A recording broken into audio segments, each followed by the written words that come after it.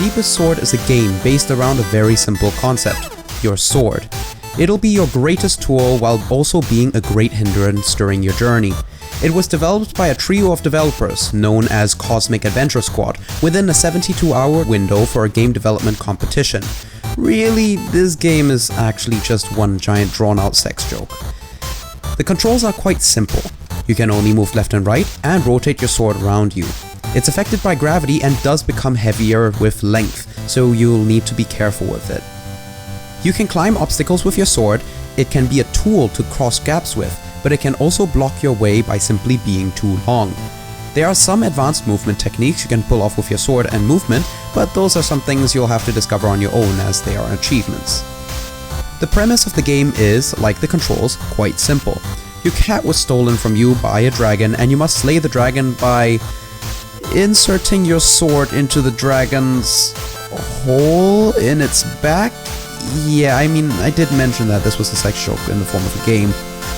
Over the course of your journey to slay the dragon, your sword will increasingly become longer. Since this is a small indie project, I don't really have much to dissect in terms of bugs and roadblocks. Of course, this game was designed to be difficult, but of course you will get better with practice and trial and error. The checkpoints certainly do help in this regard. I have, however, experienced one bug that has caused me much pain during my completionist journey. Sometimes your sword seems to glitch and you're not able to rotate it, slowing you down, which really gets in the way of you trying to have a good time. I'm not quite sure what causes it, and I can't really figure out any consistent trigger for it, so this was quite a nuisance that ruined my runs every now and then. Deepest Sword is a game which is simple to grasp but hard to master. For the first playthrough, it can be quite fun, and it does take time for you to figure out how to finish the game. Its relatively short length does help with that.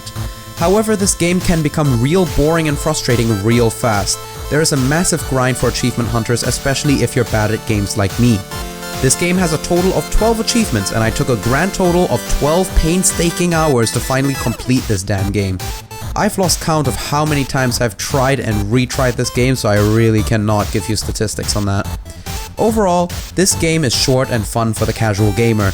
There isn't much grind, and the average first playthrough can last anywhere between a few minutes to half an hour. For completionists, however, this game is a huge pain in the butt. It's still a short game, relatively speaking, but the fact that once you've played through this game once, there is no new content, it gets old real fast.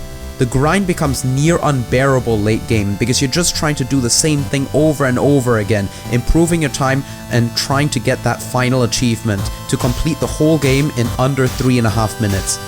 Isn't this the definition of insanity? Believe it or not, the original achievement was to complete the game in under 3 minutes, but due to numerous complaints they changed it to 3.5, making it slightly easier to obtain, but still being very difficult to achieve. I suck at games, and if you do, you'll be seeing yourself spending upwards of 10 hours grinding this game. I highly recommend you don't bother with this game if you're a completionist and are very bad at games. My official crappy completionist verdict on Deepest Sword: 2 stars. Play it.